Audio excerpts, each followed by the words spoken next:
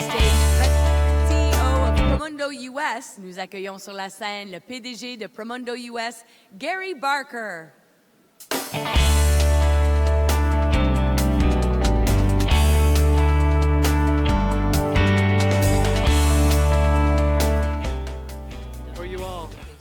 Is that working? Yes, thank you. I often get asked, why as a cisgender heterosexual male have I made my career out of working to engage men for gender equality and promoting healthy masculinities? And I've got three reasons that I would put out there. One has to do with witnessing a school shooting in my high school more than 3 decades ago. Another tragic example of a toxic mix of guns and manhood. A second issue was a few years after that in my university, a few young men got a young woman drunk and had non-consensual sex with her. About 15 years after that, I had another life-changing experience called fatherhood. I was a stay-at-home father while my wife was the main breadwinner for our household. If you don't stop and think about manhood and about gender and about who does the care work as you're learning to care for a 6-week-old baby, I would guess that you don't have a pulse. I don't say that I had some epiphany moment of getting in this work. I had the world happening to me saying, this is what it means to be woke about gender equality and about men's roles in it. And I want to tell you another secret. I don't want to be known as a male champion for gender equality, and I don't really want us to be talking much more about male champions. We often get applauses just for walking in the room as men and saying, we believe in gender equality. Don't do that anymore, okay? We need to hold ourselves to a higher bar. And in fact, what I'd like from men, and I'm going to give you a few data points to say why, we need men to be annoyed. So if you'll give me a couple of moments, I want to do some mansplaining to the men in the room. This will hurt a little bit, but it will be okay. So let's take a couple of data points. Reproductive health. 3/4 of the contraceptive use in the world is women's use. That number's been unchanged for about 40 years. Last time we checked, you may know this, you can do the data check if you want, men are often involved in conception. We might want to try to shift that power imbalance. Income, you know the numbers, that we as men earn on average 20% more than women just for walking out of the door to the workplace being male. Third, you know the data on men's violence against women.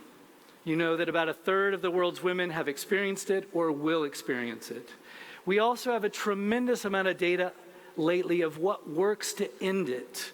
The fact that we're not spending the money to scale up prevention and hold men accountable for the violence that some of us use is an issue of our power.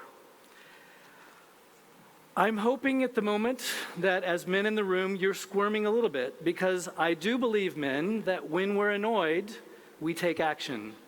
And there's a lovely moment that can happen when men are annoyed and ready to take action, when they stop and say, what should I do? Contrary to popular belief, men can genetically and biologically stop and ask for directions. And we can listen to women about what would work. And I want to talk to you in a couple of minutes about a very unsexy and unglamorous pillar of gender equality, gender inequality rather, that men need to take action on, and it's called unpaid care work. And let me make men squirm a little bit more. Globally, you probably know this data, women do 3.3 times the amount of the daily care of our homes and our children. If you add up even our paid work as men and women's unpaid work, we still do half an hour to an hour less every day of some kind of work as men compared to women. I've heard that men can actually do math and could actually succeed in STEM professions, for example, and that we can add that up, and that comes to about 2 weeks free vacation that we as men get every year just by being male. You can watch Netflix, whatever you want to do with that time. That is unfair, and it's about power. We talk a lot at this event and lots of other places about the C-suite and about breaking the glass ceiling of the C-suite. I want to talk about the messy floor rather than the C-suite. I want to talk about the messy floor that we as men are not doing enough cleanup and are not doing enough time about. We're thrilled that today we have gotten to present the State of the World's Fathers Report together with Women Deliver and many other partners, and it's got a few things that we need men to do. But the main one that I want to talk about is, let's look at one more number, and then I'm going to let you breathe, men. 7 minutes. That's the amount of time that in the last 2 decades, men have increased on average our participation in unpaid care work. You don't have to be a mathematician to know that is nothing. We need to do much more. We're launching today with Women Deliver a campaign to get men to do 50% of it, to make it 50 minutes at least every day, that we're doing more as men for this. Now, thank you. I want to now let men breathe. Male-identified individuals in the room, breathe for a moment now. This is not only about what it's good for women. We as men get to be better, more connected, full-hearted men when we embrace our sides of doing caregiving, when we embrace gender equality. The formula is kind of simple. Gender equality needs men, and we, gentlemen, need gender equality. If you don't believe me, and if that didn't convince you, I'm now going to shamelessly show a 2-minute film of men and smiling children. This is our pledge of men care, men doing 50% of the care work, doing 50 minutes more every day. Thank you very much.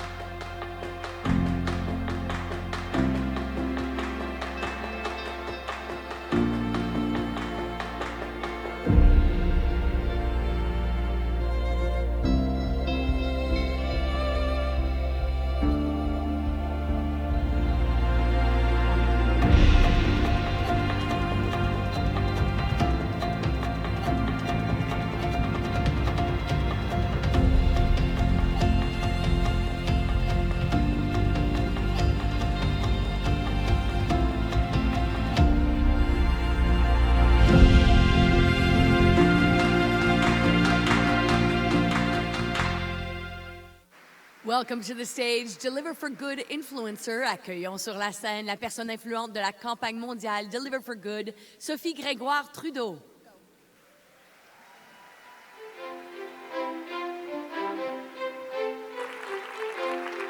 Bonjour tout le monde, je suis tellement contente de me retrouver entre alliés, parce que nous sommes des alliés. We are allies in this quest for more justice and more equality, and for those who know me already, you know I like to keep things real, and for those who don't, you'll see it right away. Sometimes I like to gain perspective, and I was thinking that, you know, by this time, with what my husband does as a job, Prime Minister, kind of the whole world knows that he's a feminist. But let's keep it real, and let's make it clear here. He married a feminist who made sure she married a feminist. Thank you.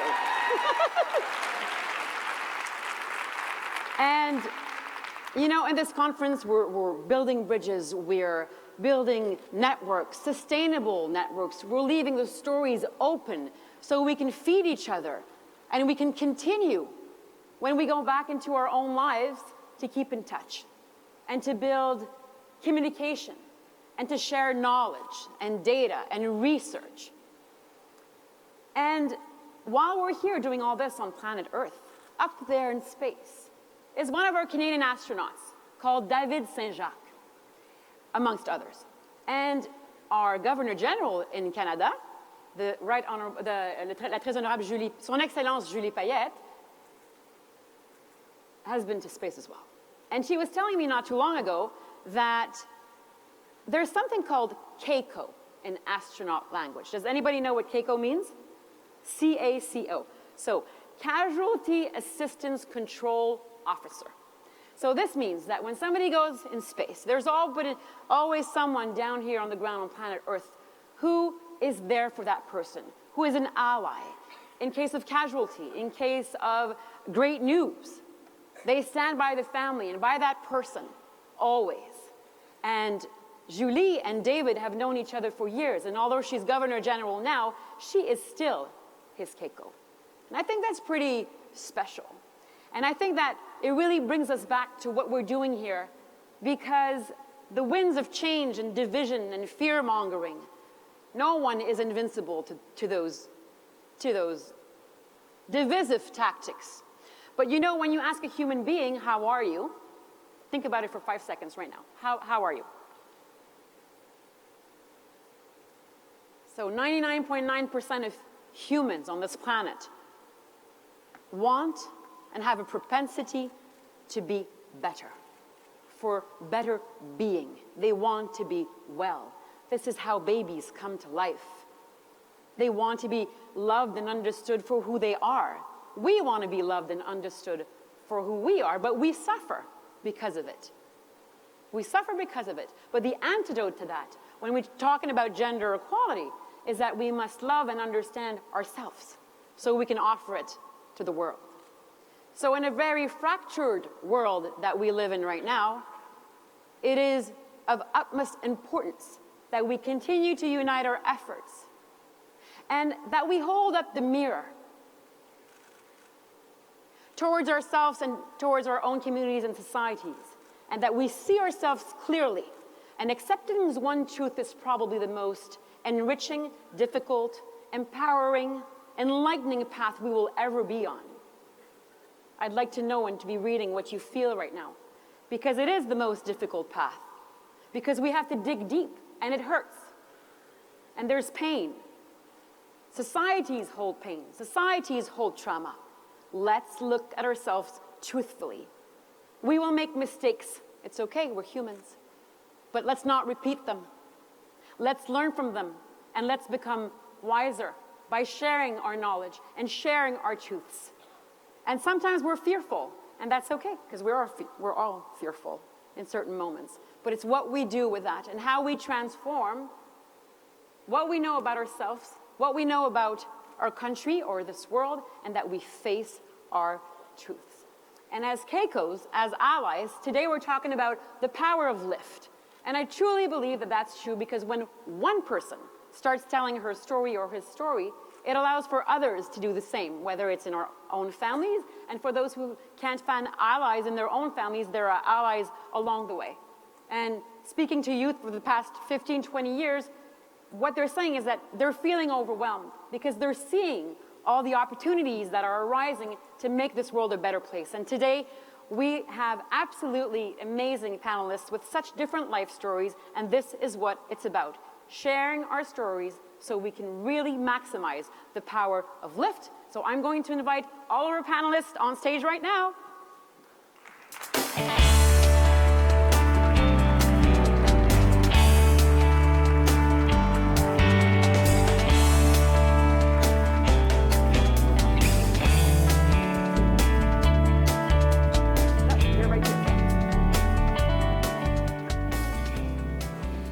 I'm obviously going to sit with you, but I want to introduce to you to all these amazing human beings. So Wendy Grant-John, Councillor, Musqueam Chief and Council.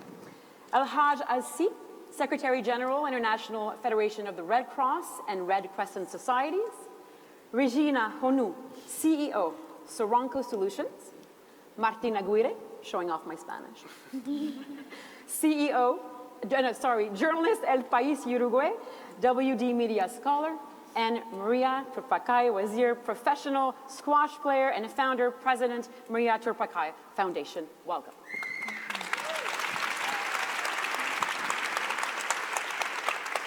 It's unbelievable how this conference is reuniting people with such different backgrounds and rich history, and also stories of suffering that need to be shared so people can slowly heal, as we all heal as a nation when we share our stories.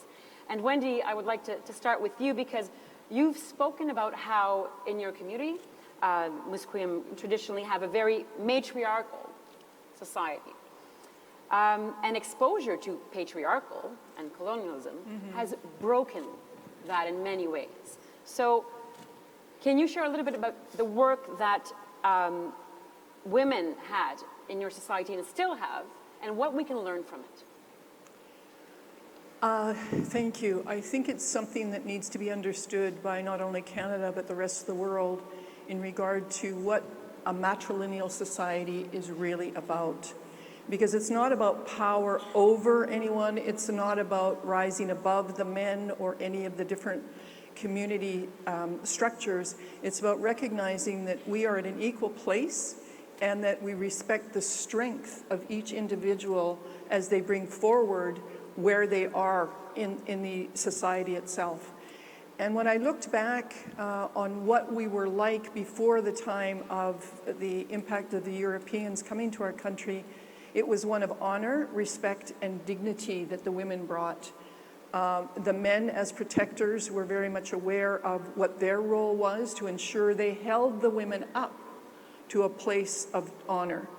And when we looked at the impact, when I looked at the impact myself, it was heartbreaking for me to see that as the Europeans came in, they actually stated that the Indian men, we were called Indians at that time, needed to be taught how to treat their women because they had too much power in the society, and the Indian men needed to be taught how to treat their women like the Europeans did, which was to beat their women, but never to use a stick bigger than their little finger.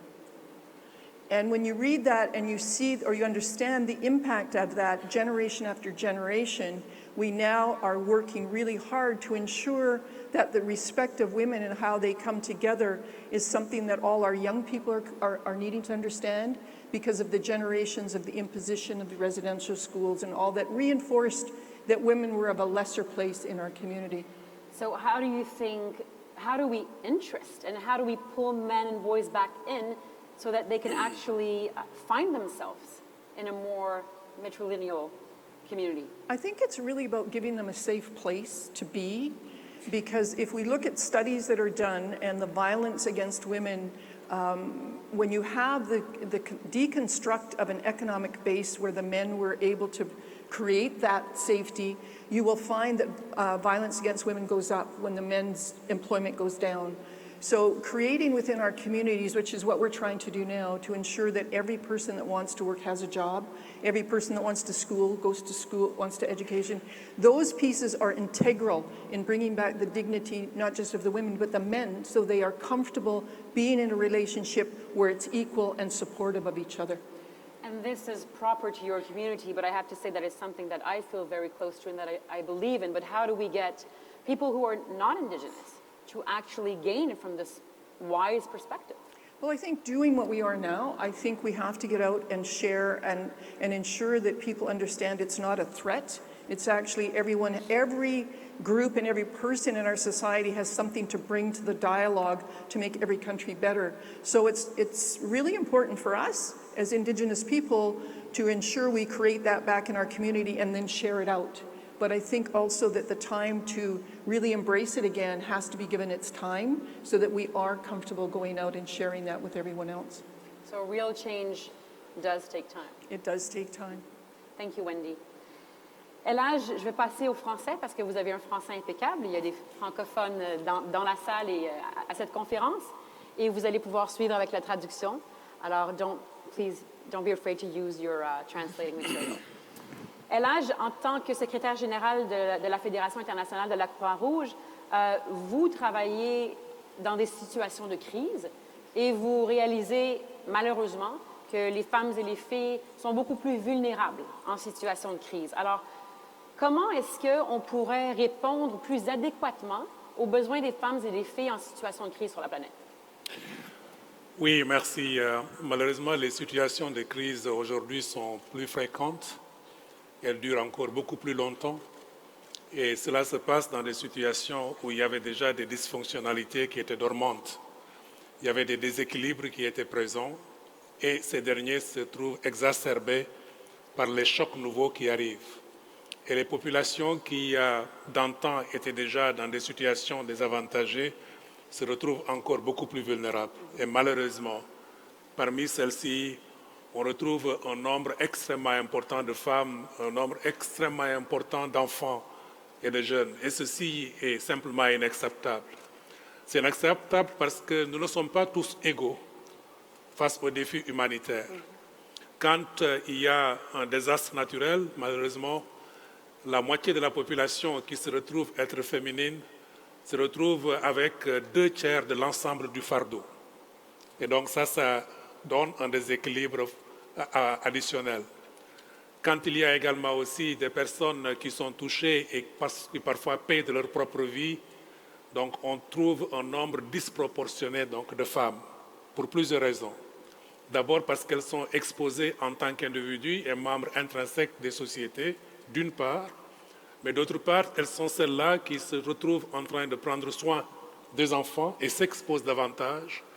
Elles sont également aussi celles-là qui se retrouvent en train donc de prendre soin des personnes qui sont malades ou bien dans des situations d'incapacité.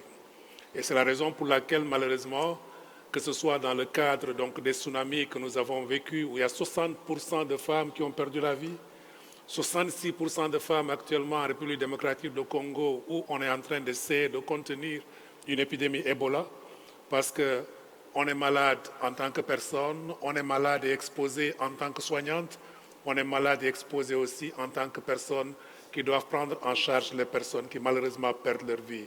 Donc ça, c'est des déprivations qui sont multiples et il s'agit de les comprendre pour voir quelles sont les portes d'entrée les plus adéquates pour réduire les risques, réduire les vulnérabilités, mais de manière beaucoup plus importante, de voir comment impliquer ces femmes dans la compréhension de ces vulnérabilités et dans l'élaboration des programmes de réponse, leur suivi ainsi que leur évaluation. Et si vous aviez à trouver 2 solutions concrètes pour des gens qui ont peut-être fait face à des situations de crise ou qui sont allés aider en situation de crise, est-ce qu'on entraîne plus de femmes à être en contact avec les femmes parce que la sécurité sexuelle aussi des femmes est en péril?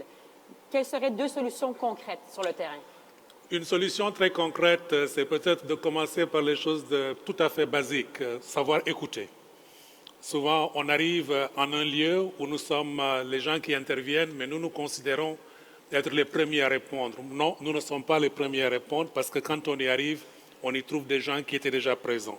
Les écouter, les impliquer dans la définition du problème, mais également aussi les impliquer dans la réponse au problème. Et si on le fait de cette façon, on comprendra davantage quels sont les défis auxquels les femmes sont confrontées, mais d'autre part aussi, on pourra voir quelles sont les forces qui existent au niveau de cette population féminine pour qu'elle puisse faire partie de la réponse elle-même, premièrement. Et deuxièmement, il s'agit également aussi de voir quels sont les aspects spécifiques donc, qui sont liés aux besoins donc, des femmes, parce qu'on n'a pas tous les mêmes besoins. On définit souvent les paquets d'intervention de ce qu'on considère sauve des vies, et c'est toujours autour de la santé, donc de l'abri, de l'eau, de l'assainissement, tout ça c'est très bien, mais il s'agit également aussi de la protection. Et la protection ne doit pas être conçue comme quelque chose qui viendrait après, mais plutôt quelque chose qui doit être intégré dès le départ, parce que ça sauve aussi bien des vies autant que la santé et l'abri. Et la plus grande résistance à laquelle vous devez faire face quand ça vient à l'aide internationale et que les femmes sont les plus désavantagées, c'est laquelle? La plus grande résistance, c'est l'ignorance, en fait. Je pense qu'il faut savoir la combattre. C'est aussi parfois un déni. Donc, on parle souvent de populations qui sont invisibles. En fait, il n'y a aucun être humain qui soit invisible. C'est peut-être notre capacité de voir, de reconnaître, de valider et de nous départir de nos propres biais, de nous départir également aussi de nos propres préjugés et de nous ouvrir à des situations nouvelles pour pouvoir apprendre, pour pouvoir comprendre. Et ça demande beaucoup de respect, ça demande beaucoup d'humilité, ça demande également aussi un accompagnement parce que ceux-là que nous considérons être les problèmes peuvent bien faire partie de la solution. Alors, respect et humilité font partie de la solution pour créer plus de justice et d'égalité. Merci. Regina, You've created the first coding school in West Africa for women. This is amazing. And woo, yes. So it's obvious to many of us that you're doing breakthrough work in a very male-dominated industry. So is lack of education the only barrier that women face in such a male-dominated world? So you have to look at it from different perspectives. And the first one is, it was essential that we had the female perspective in the technology that was being created and move women from being consumers to creators. But then it was also essential that women found their voice, because if you're going to be in a male-dominated space, in a patriarchal society, there are several challenges or hurdles that will be put in your place. So even in my own personal journey, when I started out, I worked as the only female in the IT department in several organizations. And I saw first the opportunity. I suffered discrimination, sexism, everything in the book.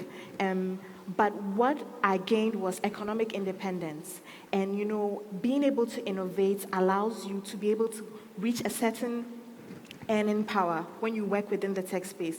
So it's about the women finding their voices and, coming up with solutions from their perspective, speaking up when they come to certain tables. And for me, I always say, I bring my chair to the table, because the men always try and do like a bromance and keep the women out. But I always make sure that I bring my chair to the table, and I always say, I'm not the one who does coffee or tea. I'm not the secretary, because they're always trying to give you the... By the way, Regina, and all of us here, the State of the Fathers World Report came out, and we're supposed to add 50 minutes, it came out today, to household chores and housework from men across the globe. Yeah, so it's really about making sure that, our voices are heard, and we are creating solutions that affect women, that bring change. And we see that with the women that come through the academy. They've created a lot of amazing solutions that are bringing change within their communities.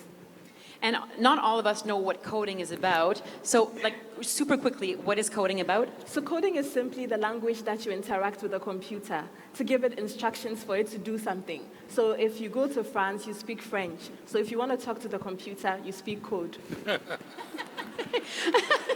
love it.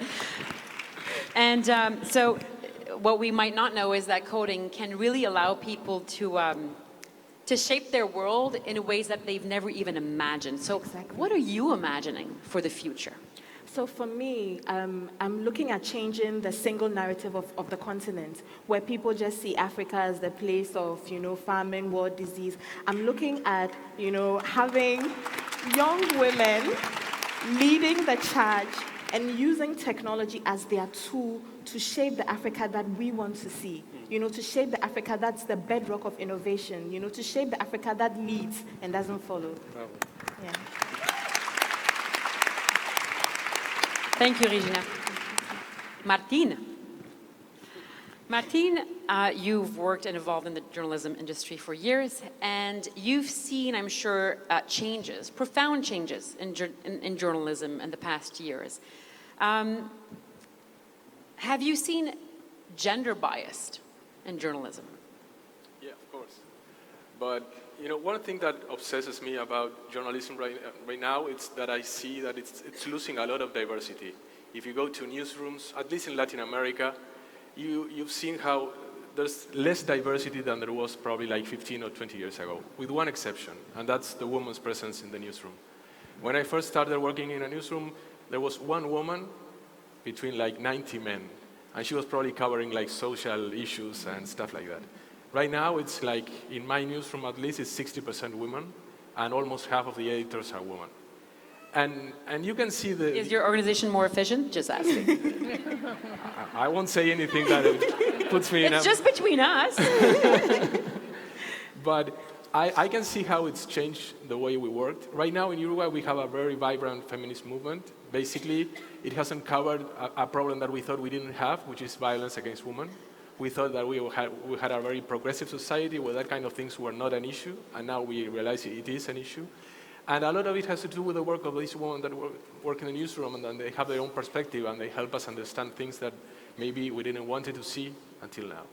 So I think that's one of the good news in an industry and a profession like journalism, which is lacking some good news in many ways. I think it's one of the good news you can say, that perspective is changing for good the way we do our job.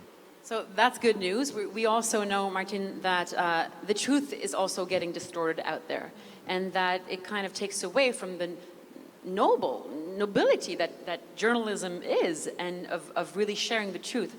How do you think this will impact on democracies, and do you see this changing anytime soon? Yeah, here I'm not so optimistic here, because as you know, the business model of the newspapers or general media is changing, and more and more we are getting resources from our hardcore readers, you know. And usually, for example, my newspaper has the reputation of being like a conservative. Even Uruguay is not a very conservative society, but when you start to depend every time more and more on your hardcore readers, you feel like you don't have the freedom to do things that might shock them in a bad way. You know, for example, many readers complain in the newspaper that some of this coverage of female issues, it's kind of biased, or it's changing what should be the traditional point of view of the newspaper. And right now, I have the back, you know, to tolerate that and support the coverage. But as much as you start to depend on your hardcore readers, you lose a lot of freedom to do stuff that might, you know, alienate them in a way. Also, I have met in the past years some of your colleagues in the journalism industry in Latin America that have been very vocal about the problematic of machismo culture in Latin America.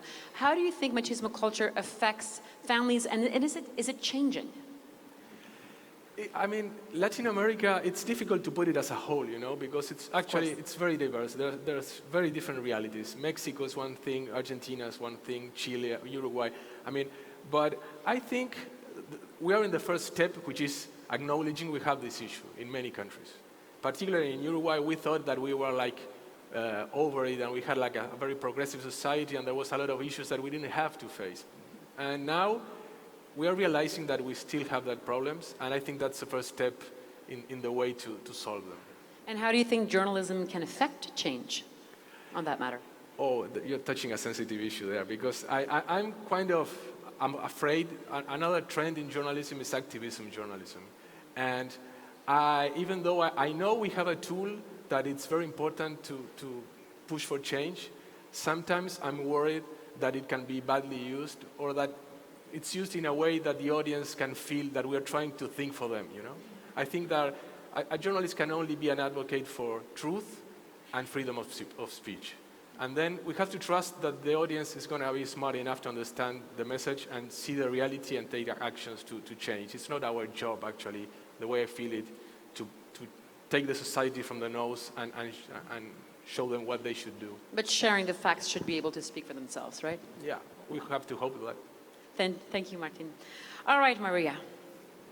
Maria, for years, you had to disguise yourself as a boy to play sports in your country. And I don't know if this is true, but you actually had to hide for 3 years. That's true? Inside your home? Yes. Incredible. Tell us you had more fun as a girl. Okay, you don't have to answer. So how have you used sports to actually not have to hide from who you are, whoever you are? Well, coming from the tribal regions of Pakistan, which is on the Afghanistan border, you see the extreme patriarchal system, and it's not only the mindset of men, but it also exists in women, which makes it very difficult to overcome those challenges, and girls can't be themselves because women also believe in the same values and same system. And they keep, giving those teachings to their daughters that they are not equal to men or boys or their brothers. And but through sports, but for 16 years, I was able to pretend as a boy, as Genghis Khan, and that gave me all the freedom that I wanted. But also this area, as you see, it's extremely affected with terrorism and extremism, and that's the reason, because the culture is extremely with guns and weapons, guns and drugs. part of it. And I always tell the people to not call my people terrorists because they were only given guns and drugs. I wish they were given sports and books long time ago. We would have, different people out there. And we know them,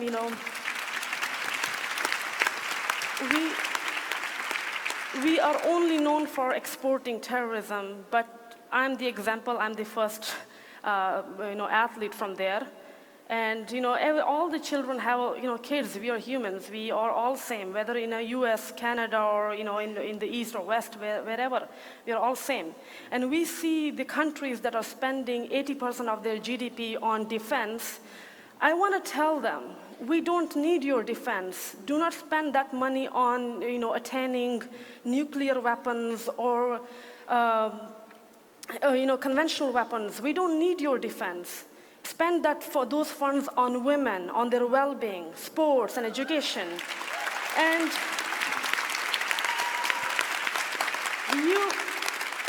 that is the protection that will make you more safer without all those weapons.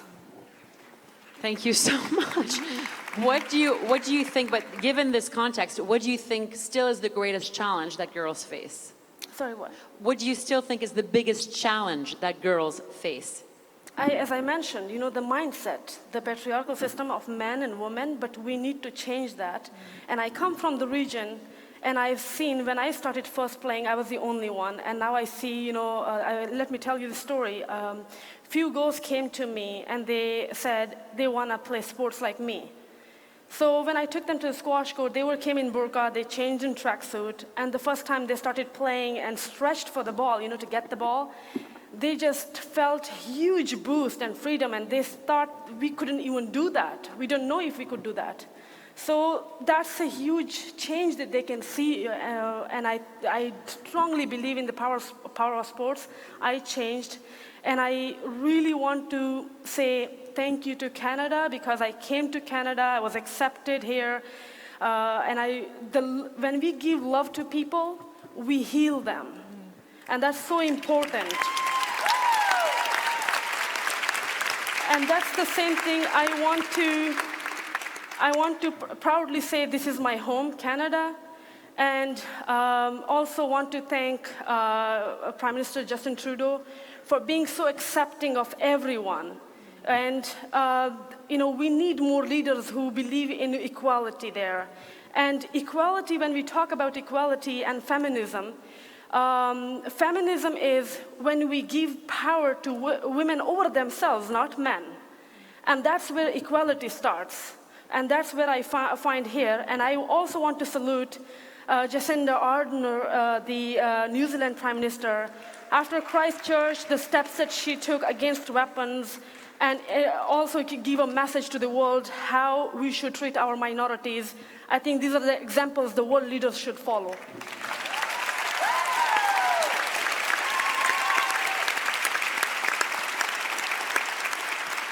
And quickly, Maria, because right here in Canada, 1 out of 2 girls will drop out of sports when she reaches puberty. It's a big problem. I'm sure that in some other countries you might be facing some challenges as well, but how do you think sports can be a tool to be more inclusive and let everybody express? Girls, boys, gender diverse, it doesn't matter.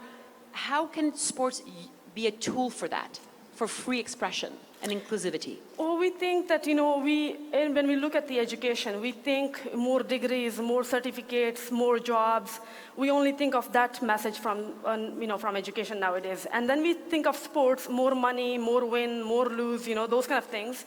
But there are so many messages, there are so many lessons that we learn on the field, on the courts. And those are very important to, and children learn when they are happy. Let them be happy. Enjoy their life. And that's, how we have seen the examples. Also, if you look at the international level, we have seen the examples of North Korea and South Korea when the Olympic happened and their teams came together. Sports is a great unifier. It brings people together and bring peace. And United Nations believe in that we can achieve SDGs with the help of sports. And Pope Francis, who also says that The way we challenge ourselves in sports, if we start challenging ourselves in life, we can make the world much more a happier place.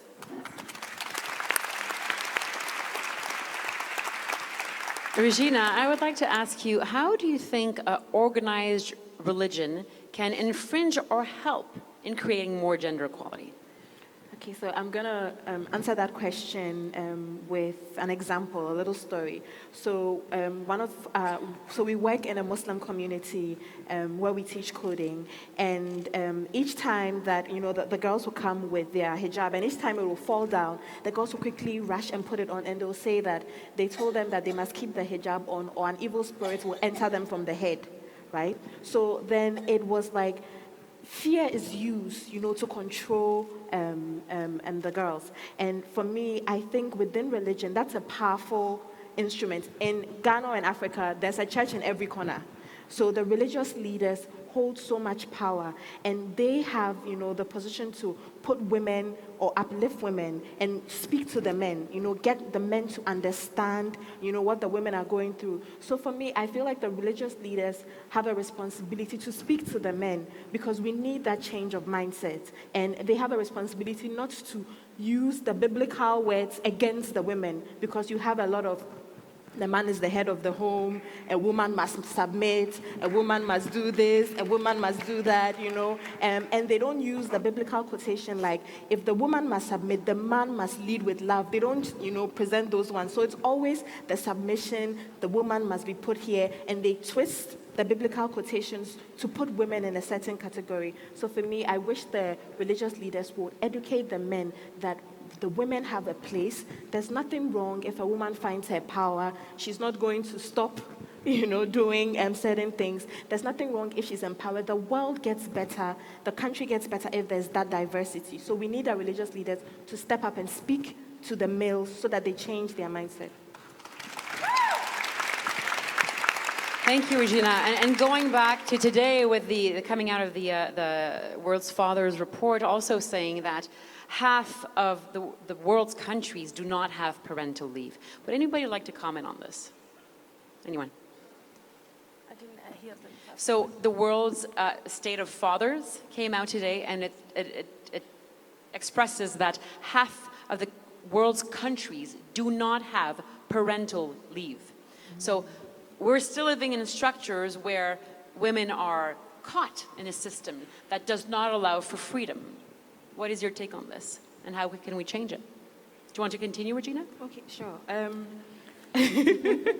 So one of the biggest challenges that I have is obviously being a mother, because there was so much change that happened in my life, but without parental leave, and I asked myself, how are women who work for people able to manage, raising a kid and having to work, and also, what about the fathers? Because you need that help to happen. You need the fathers to also take, that responsibility. So I think it's important that the discussion of parental leave happens so that there's that bond that even starts. Because now millennials are working a lot and may not even have time to connect with their children or have time to balance doing all the different things that are happening. And on that same note of, I would say, hierarchy in a way, Wendy, what do you think the role of elders and cultural leaders are when it comes to creating more equality within a community? I could not express strongly enough the role of elders in our community, because when I was speaking earlier, I was talking about the destruction of our communities based on the misunderstanding of where women were, and continue to be. I come from a community that has never separated. We were able to hold on to that string. We do have an elected chief and council. Majority are women. We elected the first woman onto the chief and council under what is called the Indian Act. And when we look at that, I thank the Creator every morning for having me born in the community I am, because of the wisdom and the teachings of the elders. They kept that. The resilience of our people in keeping those teachings is beyond compare. If people know the history of our communities, we had to go underground in order to keep those teachings, because they were a threat to the Canadian society. And without the resilience and strength of those elders, we wouldn't be able to realize the benefit of that now. And I think each and every one of us every day are benefiting from their sacrifice and their ability to understand how we as Indigenous people in this country need to be a part of the general fabric in order to make the country the kind of country we had before, and are able to bring that forward. There's no words to express the importance of those teachings from the elders. And that those, yes. And hoping that those teachings will not only reach Indigenous, but also non-Indigenous, so we can also learn so much. So I can give you, I want to, we are storytellers as well.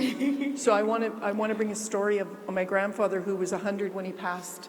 And he was still cognizant. He called me over to listen the day before he passed about what he saw as future.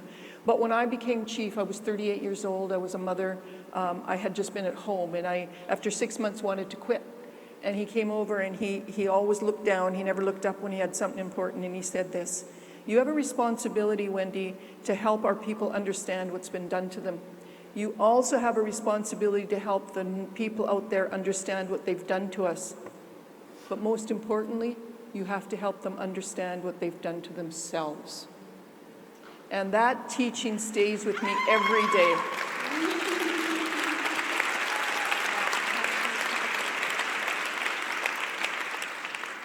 What we have done to ourselves, going back to the truth and to see ourselves truthfully, and how difficult that might be.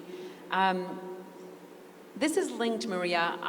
It's not a question that you saw, but don't worry, it will make you feel comfortable. It says that there are so many young people out there whose mentors are not elders, who are celebrities, right? And especially in the sports industry.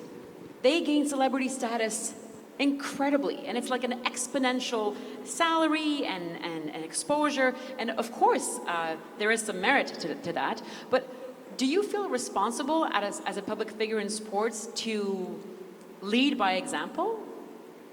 I think everyone should feel to lead by example. It's not a celebrity, or it's not the question, it's everybody, I think, is unique, and if we are more responsible, we wouldn't see that many issues in the world. But because there are people who are irresponsible, that's why things are happening. And coming to your question, the parents, the fathers' participation in the family, I feel that I have a very good father, and I have very good brothers, and his teaching and his involvement was very important, and he led by example. He would not only talk, but he would actually work, clean floors with my mom, or cook, or give showers to the kids. Usually men don't touch their kids because they think, they are higher authority, and the kids should have a little bit fear from them. And the best thing parents and fathers can do, can always give time to their children. Time is more important than anything else, any valuable gift. So that's important. And yeah. Beautifully said.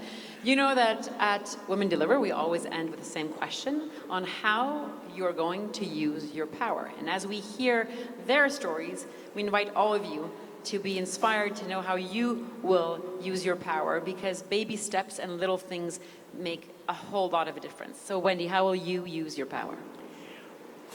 I think continuing what the elders and my grandfather advised me to do, which is to ensure that you're inclusive and hand those messages on to the young women and men. It's really important to include the men in any of the teachings. So we'll continue to try my best to emulate what the elders and our ancestors stood for in the recognition and respect of women at every level in our community. Thank you. Elhaj, how will you use your power? Well, first of all, at a personal level, where we should all start, at home. That was my 4 daughters, my wife, that they get what they want, which is respect. And they want also to have the space, to be supported, to strive. Professionally, I will not fall into the usual, we're going to be empowering women and so on. Well, women I work with are very empowered. They studied, and I had nothing to do with it. They competed to get their job. I had nothing to do with it. So once now on their job, at least what we can do is to create an enabling environment for everybody to feel safe, and to be respected. And I think in that spirit, the tone from the top is very important, the kind of a message that we communicate.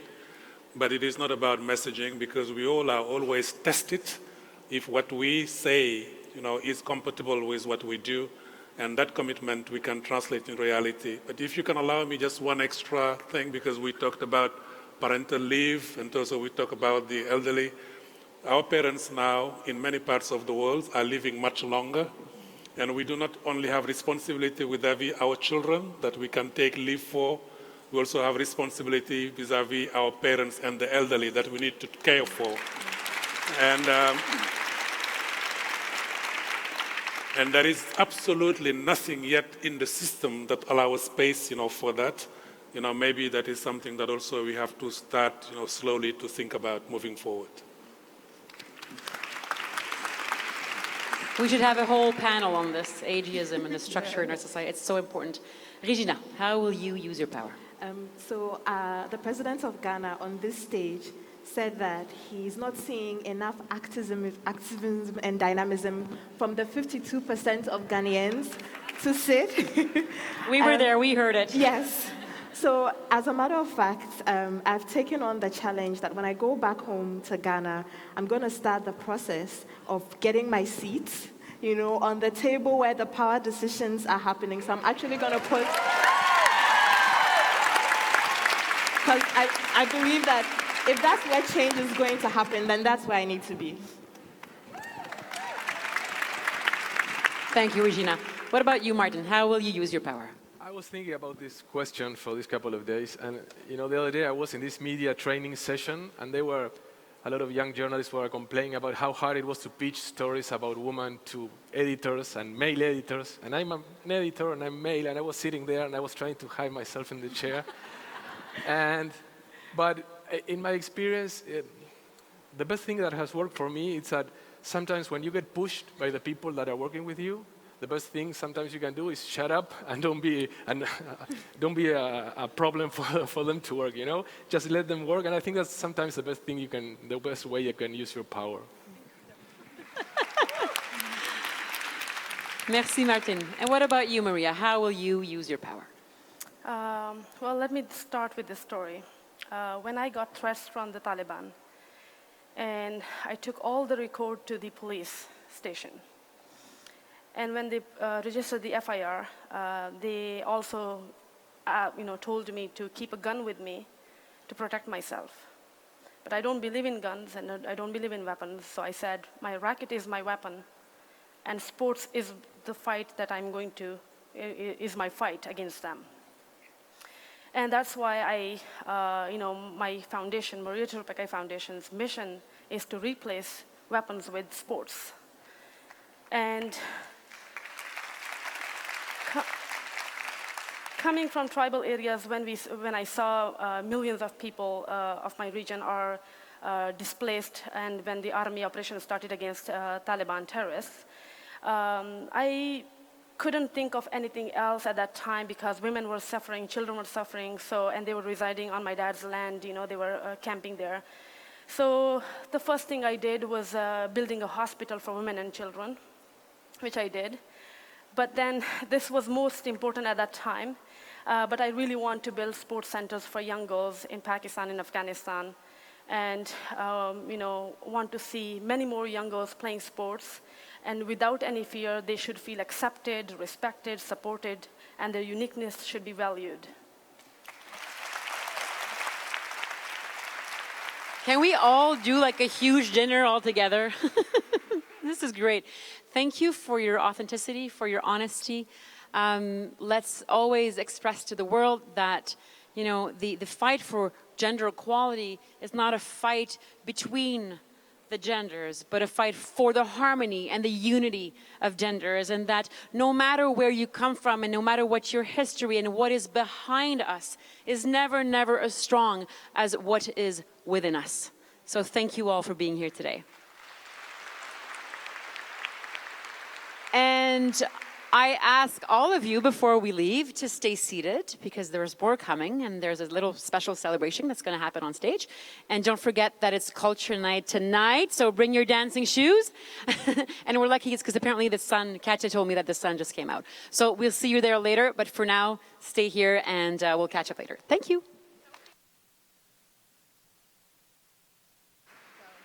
Please welcome to the stage, accueillons sur la scène la coordonnatrice de développement des politiques et de plaidoyer chez Sonke Gender Justice, Policy Development and Advocacy Coordinator at Sonke Gender Justice, Zanele Mabaso, who will be introducing the winner of the Delivering for Girls and Women Award.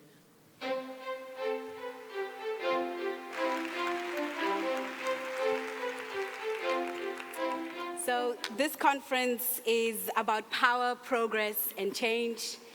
And I felt it would be an injustice to not share a unique chant that is common amongst feminists, gender equality advocates, and freedom fighters, which is Amandla, and it means power in Zulu, and Awetu, which means it's all ours. So when I chant Amandla, you chant Awetu. Amandla! Awetu!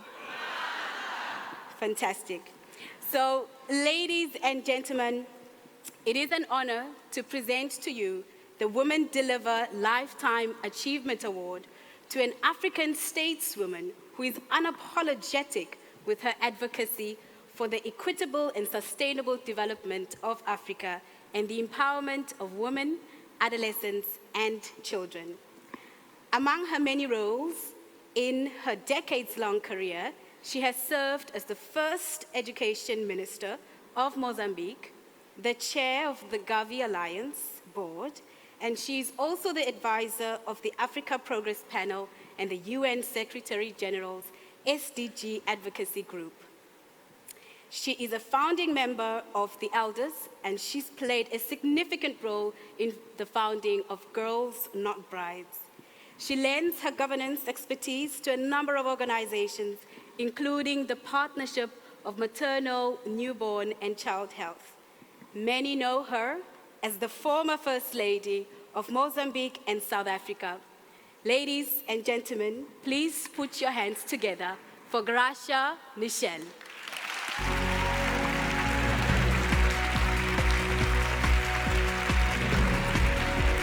And here to accept her award on her behalf is Theo Seo, the CEO of African Women Development Fund.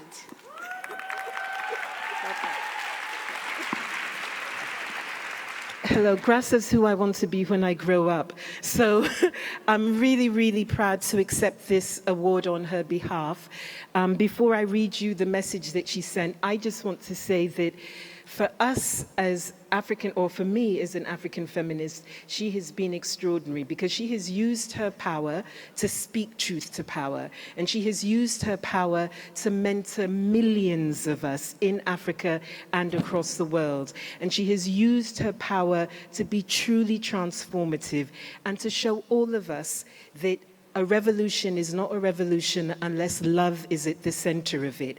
And for that, we will always love Mama Michel.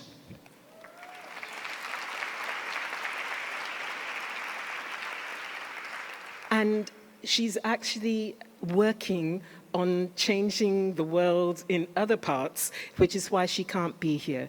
But her words were that, that I dedicate the award to all women affected by gender violence. It's the most challenging scourge affecting women globally. Each one of us has her dignity diminished every time a woman is abused, and we haven't even scratched the surface yet. Mama Michel says thank you. We, as feminists and women's rights activists, say thank you to her, and I hope that her message around violence is one that we will take away and work on as we move away. Thank you for this award.